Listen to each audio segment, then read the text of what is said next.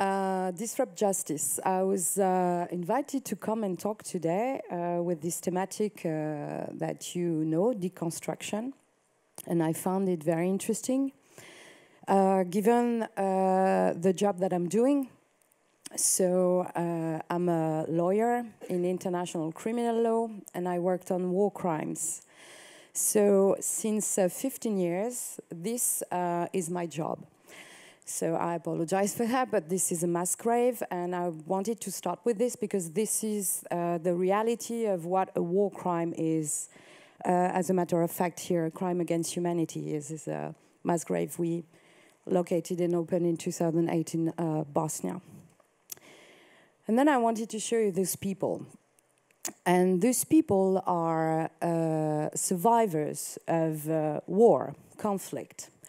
And they are quite specific survivors, and they are the people I'm going to talk to you about today. The little girl here is called Vimbai. She is 7 years old, and she's a child born from rape in Zimbabwe. And these women here are survivors of sexual violence in conflict, rape in DRC, trying to get back actually to their life. So why I'm showing that to you for two reasons. So I'm this lawyer. I've started my career at the International Criminal Tribunal for the former Yugoslavia.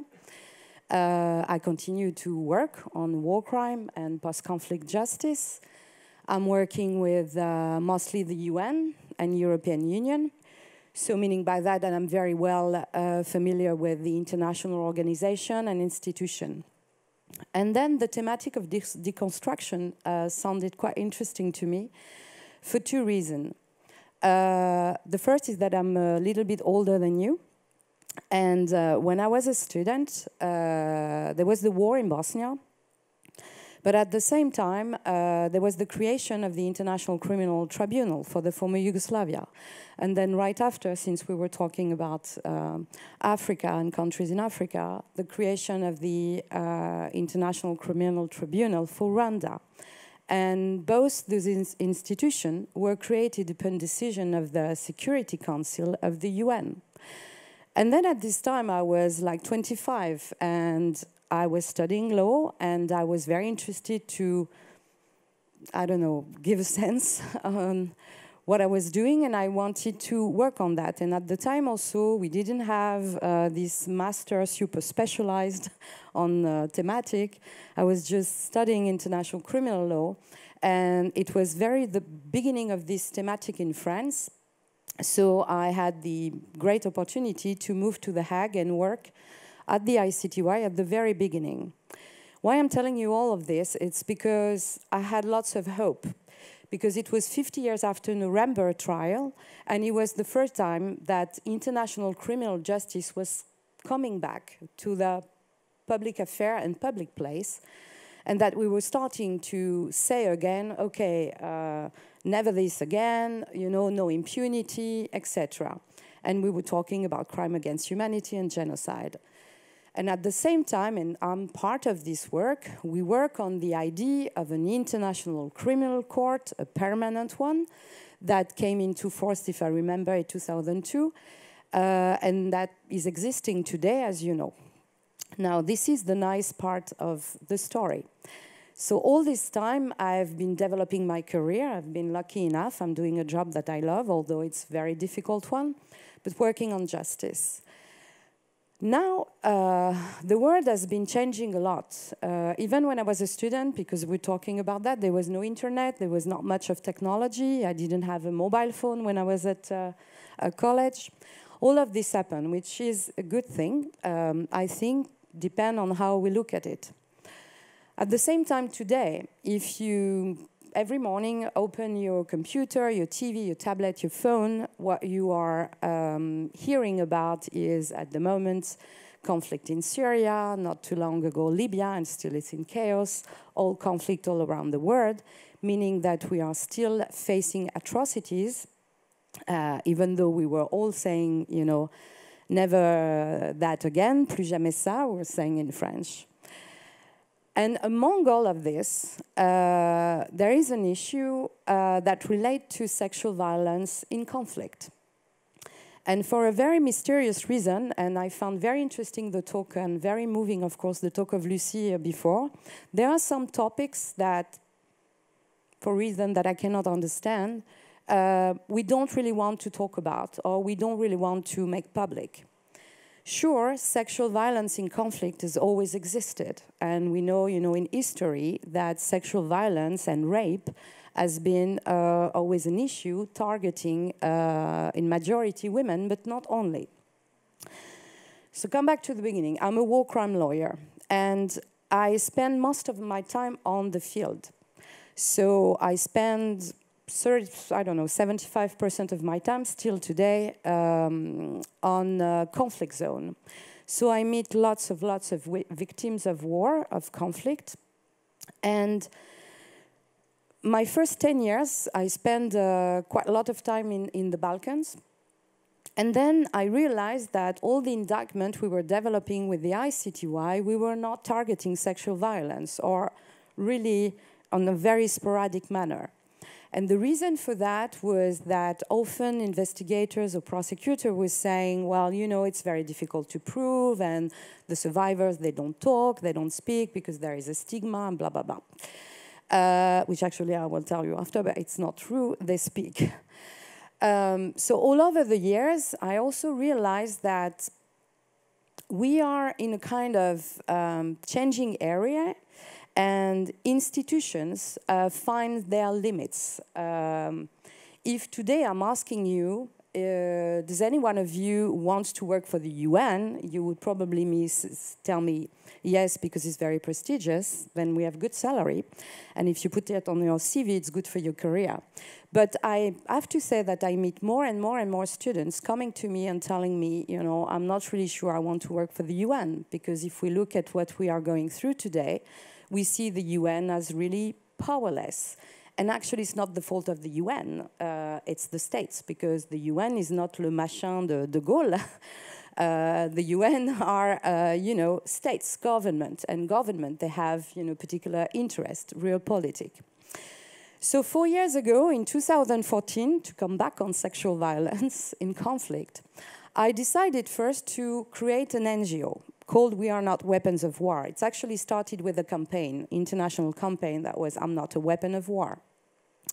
And the first objective of that was really to put sexual violence as a public debate, sexual violence in conflict, sorry. And we quite succeeded well, because if you try to look, and especially in France 4 years ago, almost nobody was really talking about sexual violence in conflict. Today, lots of journalists now are covering the subject. Documentarists are, making documentary about this topic. So, and it becomes really a subject that comes to the media and public attention. So this is really good. But then I start to think, okay, there is a need really to understand what we are talking about. And what we are talking about, on one hand, you have the issue of rape and sexual violence. And, we talk a lot about sexual violence recently with the movement Me Too. And there is war crimes. And I put under war crimes what comes to international crimes, okay? This is where my job is. This is where I work. Me, I have no specialty whatsoever on sexual violence. And I have to say I have no personal interest in that, so to speak. I have no personal experience, so really nothing relates me to it. But really I was taken aback to see the number of survivors on the ground that were totally ignored. And on top of that, people were talking on media and keep repeating, survivor, but because of the stigma, they don't want to talk, and etc. So actually, at the end of the day, it was also their fault if we could not, approach the subject. So We Are Not Weapons of War is right in between.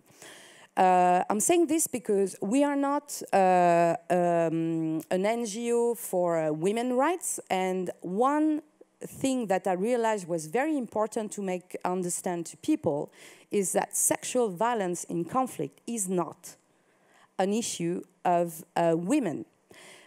Majority of women are targeted, of course, it's a reality, but sexual violence in conflict is a tool, and it's a strategic tool, and it targets whoever it decides to target with very specific objectives. If it always had existed in, in history, the fact is that as of today, in every conflict that we look at today, rape is used massively and systematically. And there's a reason for that. I put this map because this map shows the number of countries where rape in conflict has been used as a tool. And as I speak to you today, the rape is used massively in almost 20 countries. So as I said, it has a very specific objective. Depending on the country, depending on the culture, depending on the situation, it aims at humiliating. It is a tool for ethnic cleansing. It was the case in Bosnia. It was an element of genocide in Rwanda. It's today an element of possible genocide in Burma with the Rohingya. It's also a tool to gain information, so it's a form of torture. It's a tool to eliminate opponents and prevent them to come back on the political scene. That's the case in Syria and Libya, where you have lots of men that are raped. It's a tool of terror, of course. It's a tool also to control resources, meaning that it's a way to terrorize population, and then you have the entire community that moves from territory. That's the case in DRC for more than 20 years, because you have company extracting minerais, and they want the population to move, and they do that. And why rape in war is a fantastic tool? It's because, you don't kill people. Almost all the people I see, all the survivors I meet, at one point or another, they come and say, I'd rather be dead. Because it puts yourself in a kind of prison, and rape doesn't target only the victim, meaning the person you've raped, but it has an effect on the family, on the community, because of the stigma and etc. So it's a very efficient tool, it's a very cheap one, it's like a Kalashnikov. And this is something that needs to be very well understood. Now, the challenge of the question is that we have no figures, no number. You will hear and you will read I see that sometimes it pops up somewhere in some report that there is a XXX number of victims of rape in Y country. There are absolutely no scoping study that has been done on this question, which shows you also and reveal the fact that this is a secondary kind of topic. This is where my NGO is going to engage very soon to conduct the first global study on sexual violence in conflict. But besides that, there is no adapted services provided to survivors. There is a complete legal impunity for perpetrator, meaning that most of the time we prosecute people for other accounts, even people who have been ordering rape, because I didn't say that, but you have the people who rape and the people who order. That's why I said it's a strategy. It's not something that comes up like that. The raping conflict, it's massive. It's not one person who's being raped, and it has been decided at high level. It's not a soldier that comes up and say, oh, well, let's do that today. It doesn't work like this. And there is no coordination and no adapted response to conflict situation of today. Now, when we come back to this deconstruction, this is the situation. I thought about different things. So one is the issue of sexual violence in conflict. But the other is that I'm spending lots of time, as I told you, in a conflict zone. And you see today that the limitation of organization, what I was just talking about before, and of some states today, is that it's more and more difficult to go on conflict zone, which creates a second problem, is that we don't know what's going on there. Or actually we do, because remember, we have internet, we have social networks, so we have lots of video. Today, you can almost see on live what's going on in Syria, in Laguta recently, okay? But who tells you that this is true, that this is not propaganda? Nobody. So we have lots of documentation. We have today a possibility to see what's going on, through the technology and the device of people who are there. But what do we do with it? Not much. So we thought that technology could be an answer for sexual violence in conflict to respond to the challenges that I just mentioned before. The fact that there is no number, no figure, no scope of the topic all around the world. We don't really know how it works and to which scope. And the question of survivors, because most of the time they are in areas that are not reachable. Most of the time you don't even know, they don't alert themselves because they don't know where to do it. And they are in a zone where you cannot locate them. I just came back from Central African Republic as an example, but I could give you many other, where a large part of the territory is still controlled by militia. In a car, you have a UN mission, okay? And these people, they cannot go there because they get killed. And this is what leads me to this point. Deconstruction is, to me, I think, a moment where now, with this new challenge and era, we need to think differently on how to respond to situation and more adapted to reality. So today, lots of UN people get killed.